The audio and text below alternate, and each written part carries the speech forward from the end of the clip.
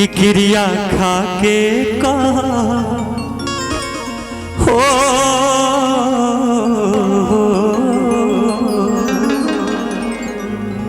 क्रिया खा के कहा ईमानदारी से।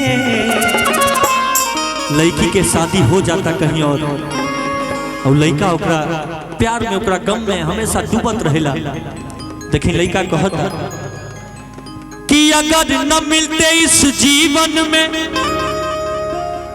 अगर न मिलते इस जीवन में तो लेते जन्म दोबारा।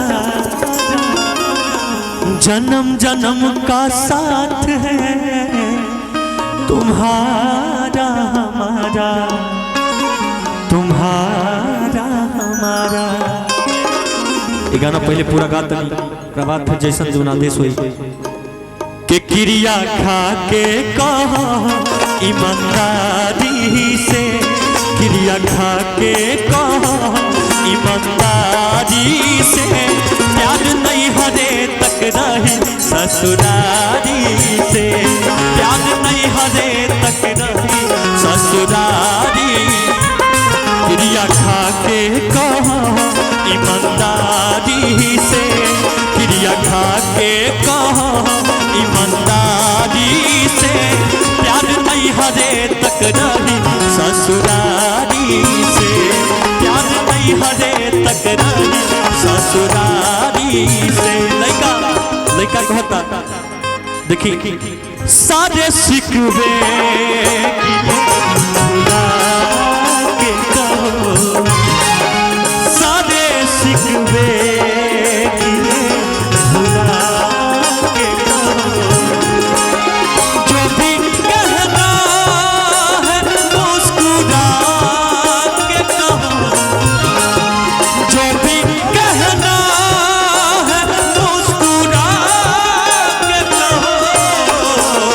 दिल ना तोड़ोगे कसम खा के कहो, दिल ना तोड़ोगे कसम खा के कहो। प्यार नहीं हरे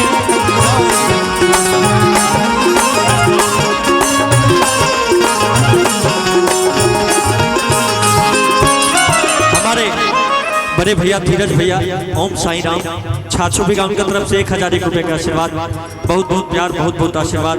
ऐसे ही कलाकार के आशीर्वाद देते रही। देखिए लड़का कहता तोहरा गाँव में आई बुता बोलई बुकिना।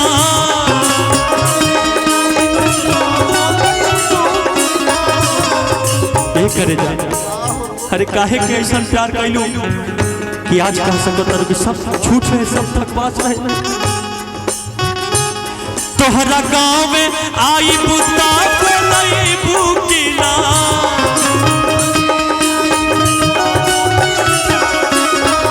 हंस के एक लोटा पानी पियई बुकिना। जाए लागा बुता तकबू, जाए लागा बुता तकबू के बारी से। प्यार नहीं हरे तक रहे ससुरारी से, प्यार नहीं हरे तक रहे ससुरारी से।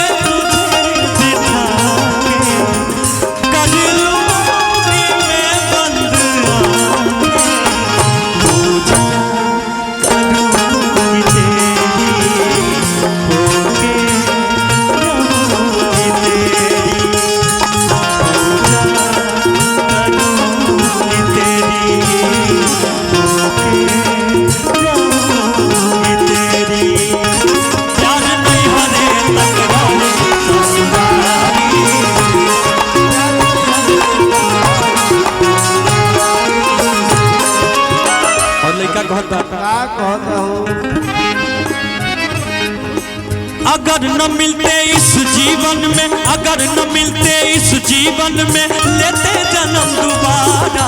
जन्म जन्म का साथ है तुम्हारा हमारा, तुम्हारा हमारा। जन्म जन्म का साथ है तुम्हारा हमारा, तुम्हारा हमारा। प्यार नहीं हरे तकरारी ससुराली से, प्यार नहीं हरे तकरारी ससुराली से। लड़का कहता अंत में जाते जाते, लड़का लड़की के ससुराल चल जाता, प्यार में इतने पागल रहे। पिया परदेश होई अब दया दाई के,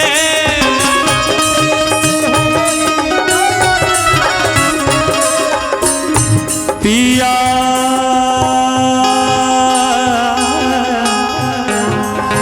पिया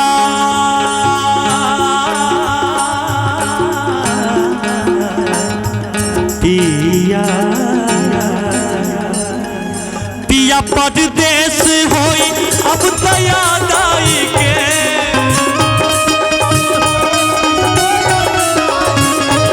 हंस के दिल में थोड़ा सा गुदगुदा जाइए। और लड़का कहता याद आई सिवे हो, याद आई सिवेश, याद आई सिवेश के वफादारी के। याद नहीं हरे तकरारी ससुरारी से, याद नहीं हरे तकरारी ससुरारी से। क्रिया खा के कहो ईमानदारी से, क्रिया खा के कहो ईमानदारी से। प्यार नहीं हरे तकरारी ससुरारी से, प्यार नहीं हरे तकरारी ससुरारी से, प्यार नहीं हरे तकरारी ससुरारी से। कि प्यार नहीं हरे तकरारी ससुरारी से। अगर